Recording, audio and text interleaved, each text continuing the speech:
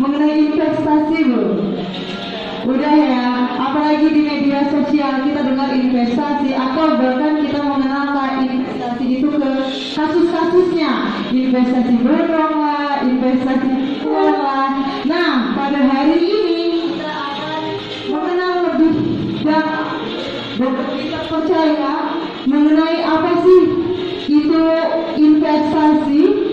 Nah, jadi kita harus mulai perkembangan zaman. Anak muda sekarang yang ditanya, kamu udah punya pacar apa belum? Bukan lagi kamu udah ada pacar apa belum, tapi kamu sudah punya saham apa belum? Belum. Lagi ngapain, Cok? Kosan. Woi, lagi sibuk ya nambah, lagi ngurusin saham. Sorry ya, gak bisa nongkrong sama saya. Iya. Oke. Untuk lebih lanjut kita perkenalan dengan apa itu investasi. Langsung saja kita sambut pemateri kita pada hari ini, Direktur Utama dari Investasi Bursa Efek Indonesia, Gibel Aktiva, Kak Erwin Febriansa, untuk bergabung bersama kami. Silakan teman-teman Kak Erwin. Silakan Kak.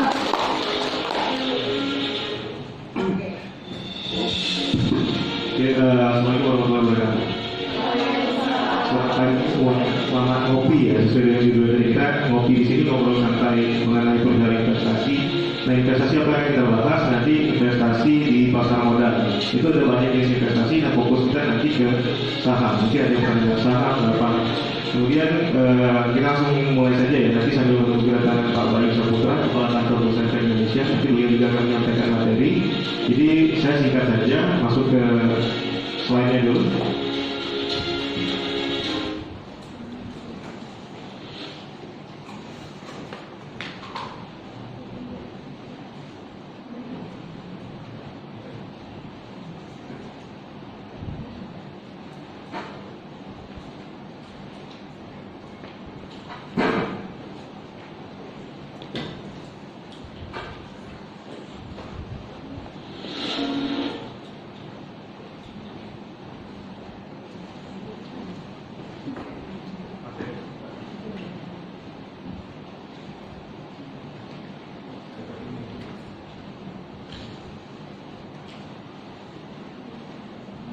Oke, sebelum materi disampaikan dulu, apa yang ngobrol dulu nih? Sudah punya investasi belum? Kenapa? Tidak tahu, tidak mau tahu, atau merasa itu berat? Tidak ada uang. Orang, terakhir saya gini, saya balikin. Orang yang berinvestasi, orang yang sudah kaya, atau yang pengen kaya? Sudah kaya semua? Pengen kaya? Oke, berarti salah satu jalan ya, itu adalah investasi. Ya, Pak, bisa nggak dengan investasi aja tanpa bekerja? Nah, kita kerja itu kan punya penghasilan ya. Nah, penghasilan itu kita sisihkan untuk berinvestasi. Untuk apa? Salah satunya melawan inflasi. Sudah pernah dengar kata inflasi? Apa tuh? Inflasi apa Pak? Kalau kita misalkan ini ya, harga barang setelah kenaikan harga BBM naik semua tidak? Naik ya. Gaji naik nggak? Ada yang naik, ada yang enggak, tapi kebanyakan tidak ya. Oke, kemampuan beli kita naik atau turun? Kalau harga barang naik? Turun. Artinya kita harus punya investasi selain pendapatan dari pekerjaan kita. Itu ya.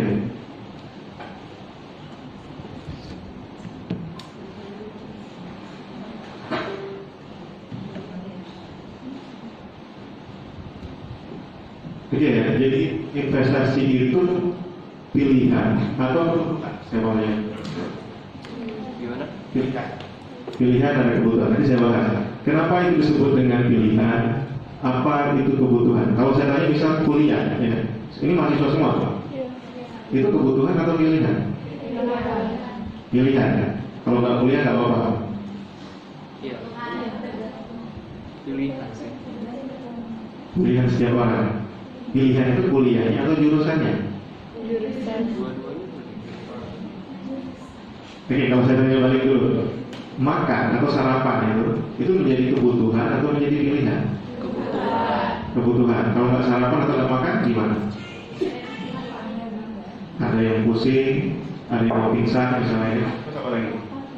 Lapar, mikirin makanan terus karena belum makan dari misalnya kan. Oke. Setelah pelajari ini saya harapkan konotasi investasi itu adalah pilihan, itu menjadi suatu kebutuhan. Kenapa investasi itu penting? Kenapa investasi itu harus dimulai sejak dini? Ya, bukan nanti ketika sudah bekerja atau bukan nanti ketika sudah banyak uang baru punya investasi. Tidak, kita bangun investasi itu apa? Untuk masa depan. Kalau kata Mas Fakili tadi, masa depan yang manis katanya. Manis itu kayak gula ya? Iya, kayak gula. Oke, sudah.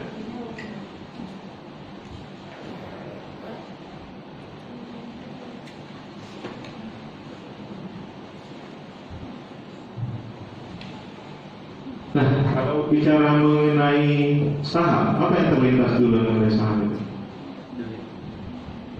Sudah berkaitan saham? Sudah. Kalau kata-kata satu apa ya saya bilangnya namanya, investor atau apa namanya, yang murah banget jadwalnya, itu investasi saham bukan? Murah banget kan? Saham bukan? Saham bukan? Bukan. Banyak yang mengkonotasikan itu adalah saham. Nah, saya bedain. Saham yang mana yang mengatasnamakan saham tetapi bukan saham. Itu kan banyak yang seperti itu ya konotasinya. Jadi banyak image negatif tentang saham. Kita akan klarifikasi di sini. Yang benar saham itu apa, yang bukan itu apa. Karena banyak investasi mengatasnamakan saham padahal bukan sama sekali saham. Ya.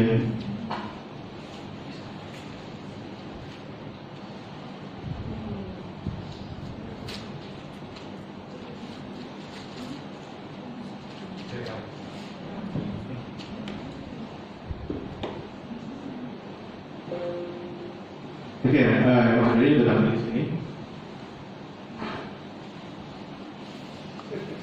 Jadi udah pegang dulu. Jadi saya mulai dari awal dulu, gambar mulai dari awal. Ya. Oke, ini sebuah perjalanan investasi. Jadi perjalanan investasi itu bukan akhirnya, tapi mulai dari perjalanan. Dan di sini ada risiko, dan di sini ada reward. Jadi kalau sebuah investasi itu nggak ada risiko, hanya menjanjikan keuntungan, itu bukan investasi. Jadi kalau ada ini, oh yuk investasi di sini kemudian tanpa risiko, itu bukan investasi. Alias bodoh. Kemudian ini ya masa depan generasi milenial dan generasi Z. Nah, pertama apa yang dialami ketika sudah selesai kuliah? Sulit dapat kerja, benar? Kenapa sulit? Apakah saya sudah kuliah sudah lama-lama sulit dapat kerja? Benar ya? Ini dialami. Kemudian naiknya harga barang, benar? Benar. Oke, selamat datang Mas Bayu. Ini Pak Bayu ya yang baru datang. Ini adalah beliau adalah kepala kantor pusat Indonesia kantor perwakilan Bengkulu. Di sini Mas Bayu saya materi dulu. Nah, kemudian ada Momo, kebebasan berpikir dan utang. Siapa yang punya utang di sini? Yang pernah utang? Yang masih terlilit utang? Oke. Utang itu gampang tidak? Gampang. Tidak. Ada yang bilang gampang, ada yang tidak. Buktikan saja. Kalau mau ke bank ngutang, gampang atau tidak? Tanya Pak, saya datang ke customer service-nya atau Bapak, saya mau ngutang. Bisa hari itu? Banyak persyaratannya? Iya, bahkan ngutang pun banyak dan nggak gampang. Saya masuk ke investasi gaya hidup ya. Gaya hidup yang pertama investasi, kedua gaya hidup konsumtif. Ini semua gaya hidup ya. Nah, kita masuk ke mana nih? Investasi atau gaya hidup konsumtif? Itu tentukan sendiri. Gaya hidup masing-masing. Saya tidak akan mengatur gaya hidup, cuma saya akan menjelaskan bagaimana yang lebih baik, gaya hidup investasi atau gaya hidup konsumtif. Ya.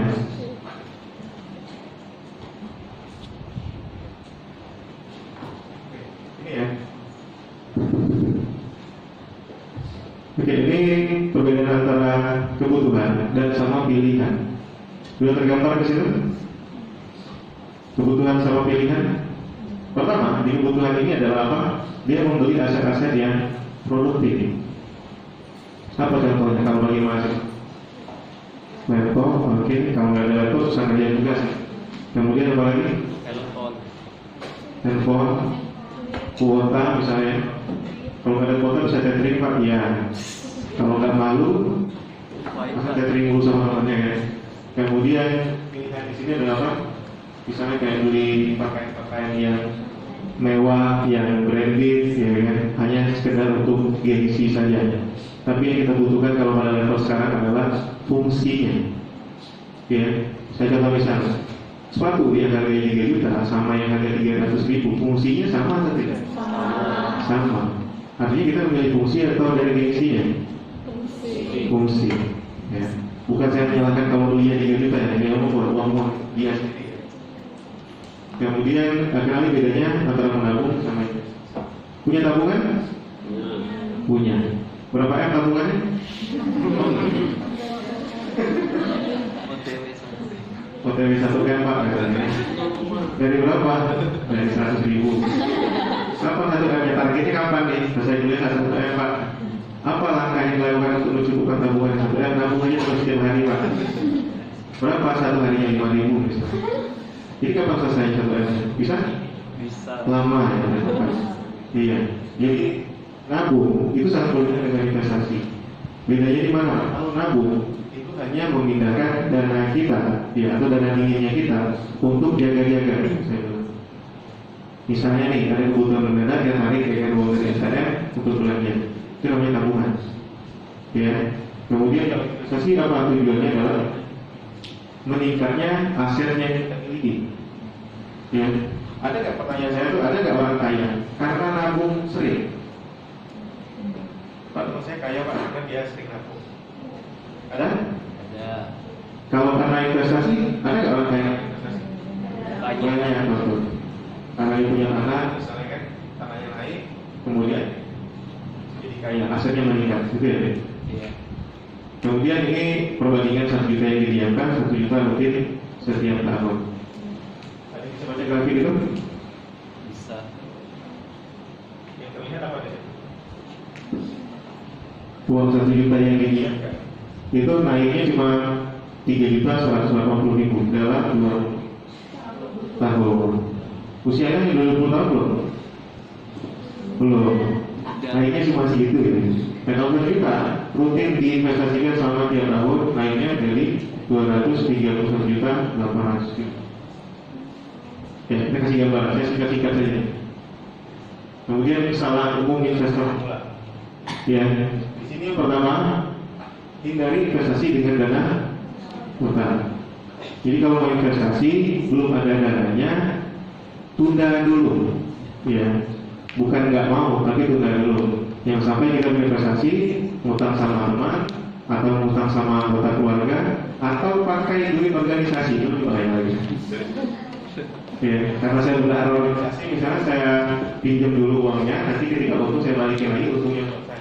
Banyak yang seperti itu ya. Berharap dia untung, kemudian untungnya dia ambil, uangnya kalau untung, kalau enggak buntu. Oke, kemudian baru habis di awal FOMO, kemudian mendengar rekomendasi mentah-mentah. Ya, boleh nggak Pak saya mendengar rekomendasi? Boleh, tapi dari orang yang ahli atau pakar. Ya. Kemudian panik atau takut terhadap fluktuasi, kemudian tidak punya trading atau investing plan, tidak mau upgrade diri. Nah, yang penting di sini adalah kalau mahasiswa itu mau upgrade diri. Melalui apa? Yang pertama, seminar kan banyak di kampus ya. Seminar, nah, salah satunya seminar, kemudian dan terus belajar. Jadi kalau investasi saham, kalau nggak mau belajar itu susah. Bagaimana cara belinya, kapan belinya, kapan jual, itu ya. Kemudian tidak melakukan diversifikasi. Nah, kalau investasi, saya harapkan itu tidak hanya pada satu jenis investasi saja. Yang investasi yang dikenal sekarang apa biasanya? Kalau orang tuanya dulu, tanah ya, emas, benar? Nah, Apa lagi? Kalau kuliah investasi juga tidak? investasi. Iya. Ada yang bilang iya, ada yang tidak.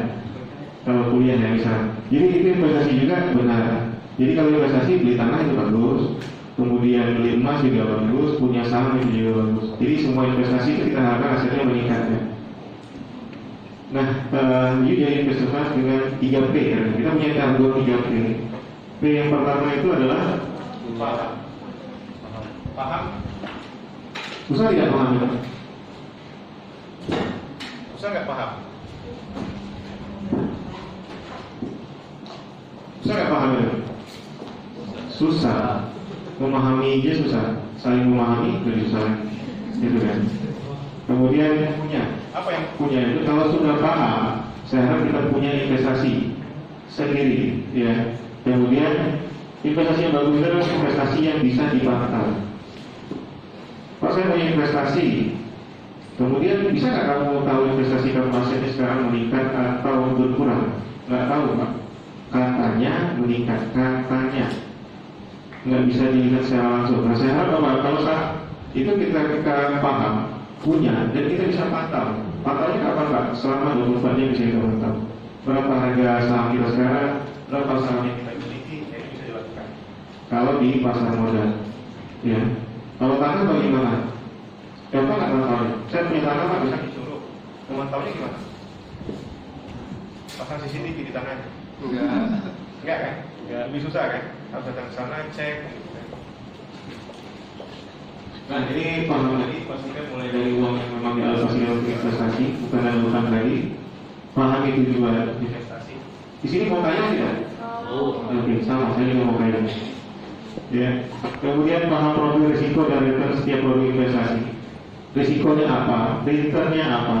Kemudian paham sistem keuangan yang berkaitan dengan produk investasi kita dan berbagai alat bantu yang disediakan untuk memudahkan pengetahuan.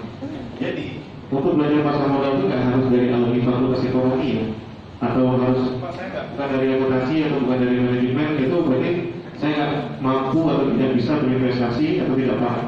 Tidak. Kemudian saya masuk lagi ke budgeting rules ini. Nah, ini masuk ke mana? Kita masuk ke mana? A, B, atau C? Ini ada yang 10% tabungannya, 20% investasinya, 70% kebutuhan hidup. Banyak ya? Pak, saya nggak di sini, Pak, apa 100% kebutuhan hidup, baru lebih parah lagi. Jadi kalau gajinya misal 3 juta, 3 jutanya habis kebutuhan hidup saja, nggak ada tabungan, nggak ada investasi. Ya, kalau nggak ada investasi gimana? Kalau investasi itu pentingnya adalah yang pertama untuk apa? Untuk masa depan. Ya, bukan sekarang. Nikmatnya itu bukan sekarang. Kalau konsumsi itu nikmatnya kita nikmati sekarang. Bedanya itu. Kemudian yang di sini, yang mana yang paling bagus? Paling idealnya? Ujung. Yang mana? Yang 50-20-20. Ini? Ya. Ini ya? Oke. Pertanyaan saya sekarang, kita sudah membagi ini nggak di pendapatan kita? Atau ketika ada uang, begitu ada 11-11, 12-12, uangnya habis semua? Iya, karena ada gratis ongkir, Pak. Terus ada diskon dan lain-lain. Sehingga uangnya jangan ditabung di ShopeePay atau di GoPay. Itu akan cepat habis. Jadi kalau mau nabung, ya tabungan di tabungan, investasi itu beda. Ya. Tujuan investasi apa tadi? Pertama, mengalahkan investasi. Inflasi itu pertama paling gampang kita lihat dari harga yang terus naik. Kalau 98, ini harganya di 2.200. 2021, 35.000. Berapa persen kenaikannya? Jauh sekali ya. Bayangkan kalau orang yang penghasilannya tetap 300.000 dari dulu sampai sekarang 300.000. Susah kan? Iya. Berarti kita perlu menyiapkan masa depan yang lebih manis. Oke, saya teringat manis, teringat gula ya. Tapi yang sering makan manis ya, nanti kan ada diabetes. Nah, mempersiapkan masa depan itu di sini masa kecil, kemudian masuk ke masa remaja atau mahasiswa. Sekarang ya, hanya sekarang, kemudian mulai bekerja, kemudian berkarir dan akumulasi aset, persiapan pensiun dan pensiun. Berapa banyak orang yang kita lihat ketika sudah usia tua masih harus bekerja keras? Tidak, benar tidak? Kenapa? Pernah nanya nggak, Pak? masa muda dulu Bapak ngapain ketika sudah tua? Masih harus bekerja keras. Seharusnya kan ketika sudah tua, sudah santai, main sama cucu, sudah menikmati uang yang ketika dia kerja kemarin. Tapi di usia tua, dia harus masih bekerja keras. Pernah nggak ngobrol sama orang-orang yang sudah tua? Kenapa dia masih harus bekerja keras? Apakah Bapak dulu malas-malasan Pak ketika sekarang harus bekerja keras? Saya rasa tidak, benar tidak? Kenapa? Karena tidak mempunyai persiapan masa depan dengan investasi. Nah, kita mungkin juga sama seperti Bapak yang tadi, kalau tidak menyiapkan investasi dari sekarang. Sekarang kita sudah kerja keras, kemudian uangnya dihabiskan, tidak ada investasi, ya. Kemudian pada satu, oh ya saya nggak punya rumah, saya nggak punya emas, saya nggak punya tanah, saya nggak punya saham, baru disadari ketika tua. Iya. Ini contoh nabung saham untuk beli rumah. Jadi ada yang mau beli rumah melalui nabung di bank. Satu lagi dengan memiliki saham yang ada misalnya Unilever, tahu? Tahu. Apa tuh? Perusahaan ya? Produknya apa namanya? Sabun. Sabun, ada sampo dan banyak lainnya ya. Saya sebut merek yang nanti dibilang endorse, satu merek endorse betul. Ya. Ini sahamnya kita bisa beli nggak Pak di pasar modal? Bisa, kodenya di NPR. Ya. Saya maksud, ini dia nabung saham 2 juta per bulan. Rumah idaman ini akan dibeli 7 tahun kemudian di harga 458 juta. Nah, tapi kalau nabung di bank itu butuh berapa lama? Lebih lama kan? Ini dia ya. Ini kan 7 tahun ya, dari 2008 ke 2015 dia sudah mampu beli. Tapi kalau nabung di bank perlu berapa tahun lagi nih? 1, 2, 3 tahun lagi. Itu membuktikan apa? Pergerakan harga saham walaupun dia volatile, naik turun. Pak, ada saham nggak Pak? Sampo saya naik terus tuh nggak ada. Yang turun terus itu juga nggak ada. Ya makanya kita harus paham dulu saham yang mana yang bakal naik, bakal turun, yang mana yang bakal disimpan, yang mana buat dijual.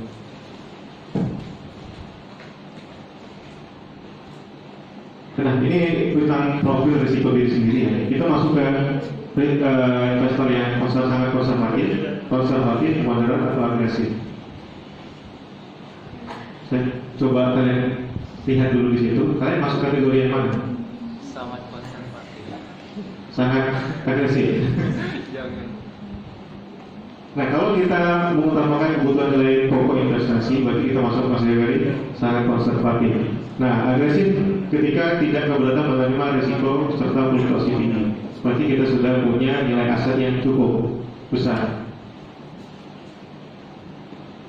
Nah, dia ada investasi produk di pasar modal, itu pertama dapat menjadi wajib ke depan, harga terjangkau, up to date dan aman. Kembali ke dia, kita bahasnya mengenai ngobrol perihal investasi. Nah, di sini saya nggak akan jelasin banyak materi di sini. Saya pengen nanya dulu, apa alasan hadirnya datang ke sini belum berinvestasi? Kita ngobrol-ngobrol aja dulu. Ada linknya dulu nggak? Kak sini. Ada. Ya, saya interaksi sama yang di sini juga boleh. Yang mewakili juga boleh, nggak semuanya juga nggak apa-apa. Ya. Ingat loh, yang bertanya dapat hadiah. Iya, dapat hadiah. Kalau nggak dapat, tadi itu sama Kak Kecil. Nah, saja kue masih banyak, kopi masih banyak. Hadiahnya 100 Kak. Ayo, kakak udah ngomong kan kegiatan kita santai. Ini kayak sedang kompre. Ini belum kompre loh. Iya Kak Erwin ya? Iya. Ini baru ngadap Kak Erwin aja udah gemetar gimana menghadap pemulu. Ya, ada yang mungkin kenapa punya investasi sampai sekarang? Kendalanya gimana? Ini Kak Erwin, kita di sini kedatangan entrepreneur muda nih. Oke.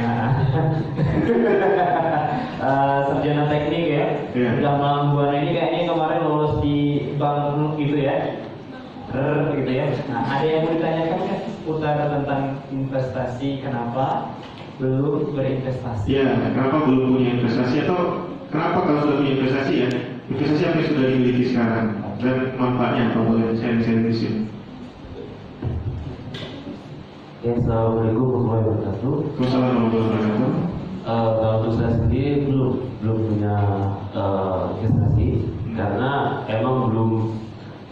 belajar mengenai investasi. Makanya hari ini kita datang untuk memahami investasi ke depannya. Terus boleh bertanya? Boleh, Mas. Nah, kalau tadi itu mengenai pembelian investasi. Misalnya ini kita beli investasi ini antara nyicil misalnya 1 juta selama kita ngumpul 1 juta selama setiap bulannya, atau lebih baik kita setiap ada uang setiap harinya kita investasikan, yang mana itu lebih bagus? Oke, saya jawab dulu ya. Misalnya ada program dari Pusat Indonesia sama pemerintah namanya kalau berada di nabung saham. Nah, nabung saham jadi nabung itu biasanya kita identik dengan nabung di bank ya. Nah, nabung saham itu apa? Kita bisa membeli, kita targetkan misalnya gini, kita beli setiap bulan itu 1 lot saham misalnya bank BSI dengan kode BRIS ya, singkat namanya BRIS. 1 lot mau harganya naik atau turun, itu selama 1 bulan saya dapat 1 lot misalnya. Jadi targetnya itu bukan dari nilai uangnya, tapi jumlah sahamnya. 1 lot itu 100 lembar ya. 1 lot itu 100 lembar. Kemudian ada juga yang investor yang kedua dengan metode saya pak setiap bulan saya mencicil saham atau membeli saham itu saya nilai 1 juta. Kalau dapat 1 lot, kalau dapat 2 lot, 2 lot. Nah, metode mana yang bagus itu tergantung dari profil risiko dari si investor tadi. Kedua-duanya bagus. Nah, yang kita sarankan adalah ketika kita punya uang yang cukup banyak, misalnya apa saya punya uang 10 juta atau 20 juta. Nah, saya harapkan tidak membeli pada satu jenis saham saja. Artinya ketika apa? Ketika itu dibagi, risikonya terbagi. Oh, jadi beli sahamnya BSI, sahamnya BRI, misalnya hobinya favoritnya di perbankan ya. Atau pas saya misalnya Unilever, nah itu bisa dibagi-bagi seperti itu. Tidak harus, 20 juta harus beli saham satu perusahaan, tidak. Jadi kalau turun ya turun semua kan saham kita. Jadi kalau ada satu turun